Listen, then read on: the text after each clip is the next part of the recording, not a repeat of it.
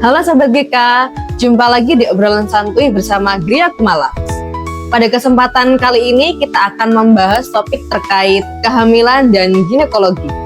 Dan kebetulan kita kedatangan bintang tamu, yaitu Dr. Berry SPOG.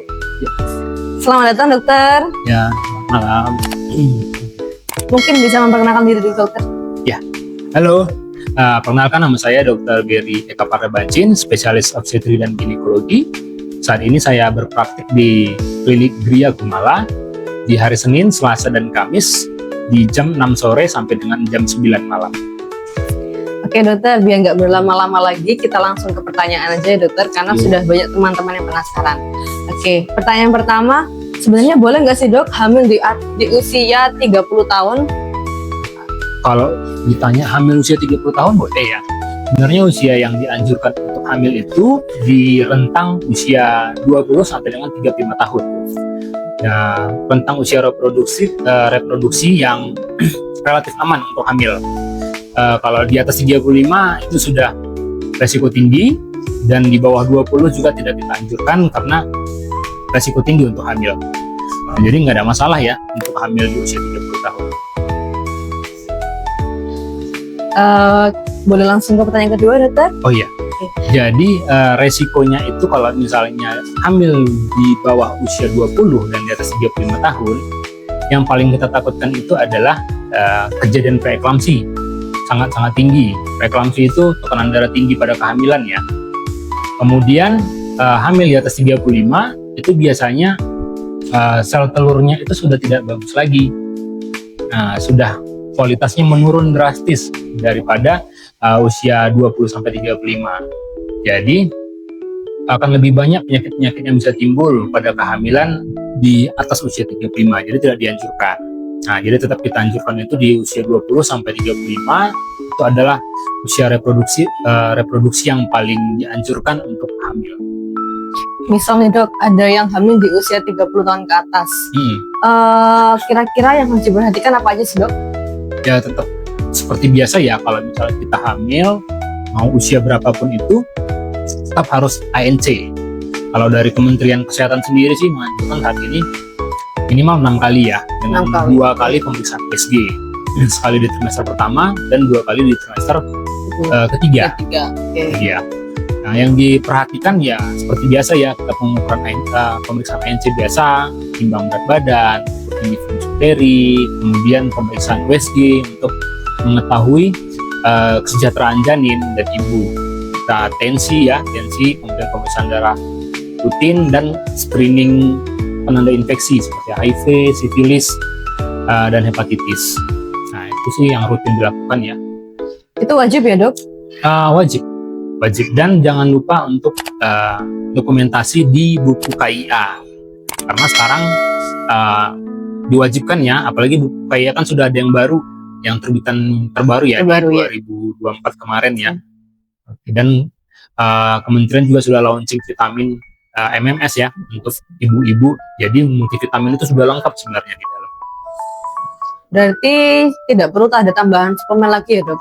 Untuk tambahan suplemen sebenarnya tetap ada, karena di MMS itu walaupun sudah lengkap, dia tidak ada kalsium di dalamnya. Nah, kalsium itu kenapa penting? Karena dari penelitian 80% ibu-ibu di Indonesia ini ternyata kurang kalsium. Sementara kalsium itu salah satu faktor risiko terjadinya preeklamsi. Nah, jadi kalau dari saya sih tetap saya anjurkan dengan dosis ya 1-2 gram per harinya.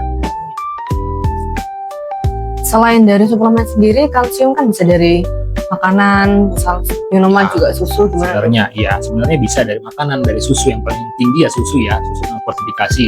Cuma satu lagi tantangan di saat hamil itu adalah mual muntah yang hebat. Nah, kadang nggak semua ibu hamil itu sanggup untuk minum susu. Jadi ya harus kita tambah dari suplementasi ya, pemberian vitamin ya. Jadi ya. Ada pantang nggak sih dok untuk 30 tahun ke atas? Makanan, minuman, pantangan sebenarnya tidak ada. Pantangan sebenarnya tidak ada.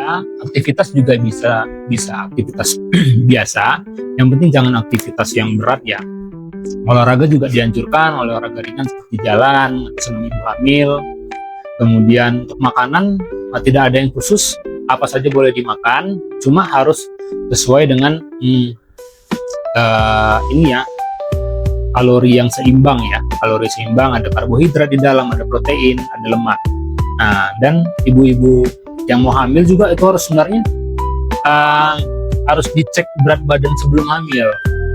Nah, jadi kita harus cek IMT-nya, indeks massa tubuh sebelum hamil.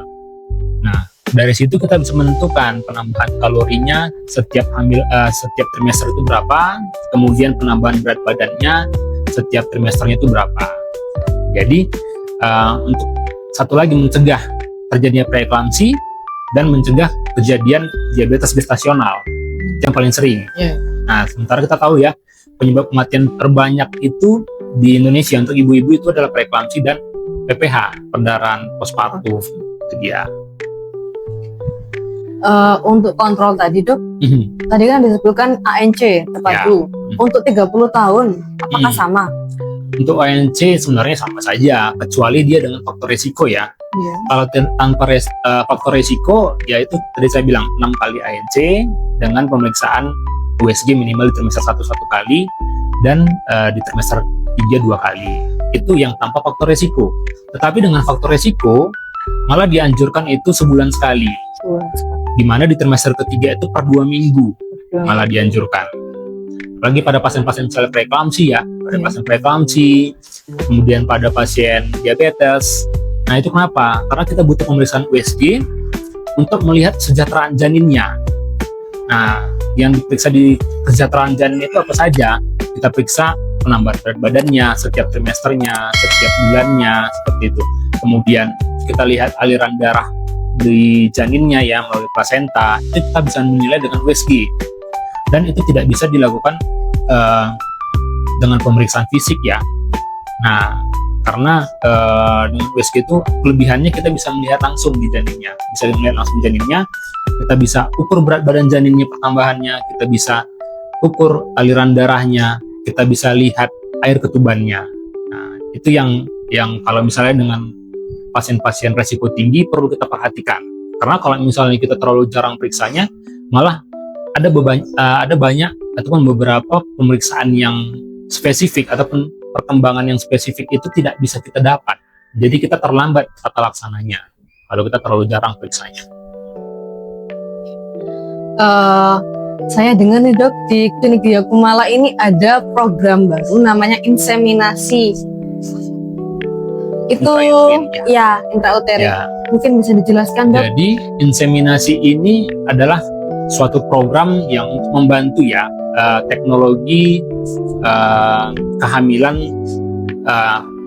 terbantu kita bilang ya. Jadi ada teknologi untuk kehamilan itu ada inseminasi, ada bayi tabung. Nah, kalau bayi tabung itu dia janinnya itu bentuknya di luar, disatukan. Kalau inseminasi ini dia mirip dengan hamil normal. Pembentukan janin itu tetap di dalam rahim. Cuma yang kita bantu itu adalah memasukkan sperma ke dalam rahim langsung. Ya, jadi sperma suami itu nanti dicuci dulu, baru kita masukkan langsung ke rahim. Tujuannya apa? Tujuannya supaya membantu sperma-sperma yang kurang kuat secara pemeriksaan, supaya dia bisa masuk bertemu dengan sel telurnya dalam rahim. Nah, kapan kita lakukan inseminasi?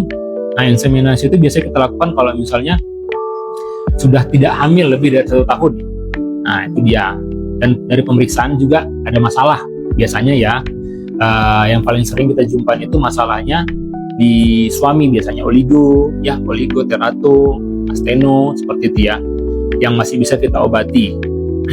Nah, untuk perempuan, biasanya sih nggak ada masalah yang berarti. Yang penting tidak ada masalah di tuba. Tuba. Jadi kalau misalnya ada masalah di saluran telur, itu tidak bisa kita lakukan inseminasi. Itu harus langsung ke bayi tabung. Langsung bayi tabung. Ya, tapi kalau tidak ada bisa kita coba inseminasi. Nah, syaratnya apa? Kalau misalnya inseminasi itu kapan kita lakukan? Kalau dia usia di bawah 35 tahun, nah, tidak hamil lebih dari 1 tahun, itu sudah tanda untuk dilakukannya inseminasi. kita coba cara. Kalau dia usianya di atas 35 tahun, 6 bulan tidak hamil, itu sudah harus periksa. Dianjurkan untuk inseminasi, apalagi dengan hasil sperma suami itu oligo ya, atau cerato, eno ya. Nah, kalau usianya di atas 40, itu tidak kita anjurkan lagi. Kenapa? Karena di atas usia 40 itu kualitas sel telurnya sudah sangat-sangat jelek. Dan tingkat keberhasilannya itu menurun drastis kalau misalnya dia usia di atas 40 tahun. Nah, jadi standarnya itu batasnya yang kita kasih itu usia 38 tahun. Paling tua. Lebih dari 38 tahun tidak kita anjurkan lagi. Nah, dan biasanya yang tingkat keberhasilan yang paling tinggi itu kalau misalnya rentang dia rentang dia belum mempunyai anak itu sekitar 5 sampai 6 tahun. Di atas 6 tahun belum punya anak itu masih bisa dicoba. Tetapi angka keberhasilannya lebih kecil dibandingkan dengan yang rentang tidak punya anak itu 5 sampai 6 tahun. Jadi ya. Untuk persentase keberhasilannya berapa sih, Dok? Untuk IUI ini? Kehamilannya itu hampir sih sekitar 15 sampai 20%. Jadi ya range-nya itu seperti hamil normal. Kalau hamil normal kita bilang itu ya sekitar 15% ya. Kalau dia dengan IUI naik sekitar 20%. Itu dia. Dia membantu, tapi ya tetap ada ini ya, ada hal-hal lain yang bisa kita ini ya. Tetap juga harus bantuannya doa ya, seperti itu. Di luar medis? Ya, di luar medis. Mungkin ada tambahan lagi, Dok, tentang IUI ini? Ya, pemeriksaan sebelum inseminasi dilakukan. Inseminasi standar ya, kita pemeriksaan darah ya, kemudian periksa penanda infeksi. Kadang juga kita lakukan pemeriksaan hormonal.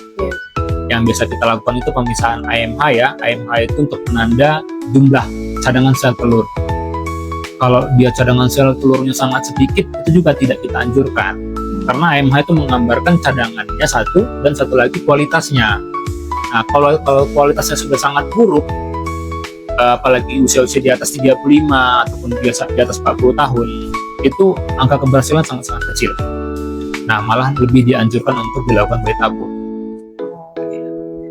Terima kasih banyak ya, Dok, untuk penjelasannya, sangat detail sekali dan sudah menjawab semua pertanyaan dan rasa penasaran teman-teman semua. Jadi yang ingin langsung berkonsultasi ke Dr. Berry bisa ke Klinik Gria Kumala setiap Senin, Selasa, dan Kamis di jam 18.00 sampai 21.00. Jumpa lagi di podcast kita selanjutnya. Jangan lupa subscribe, like, dan komennya teman-teman. Terima kasih.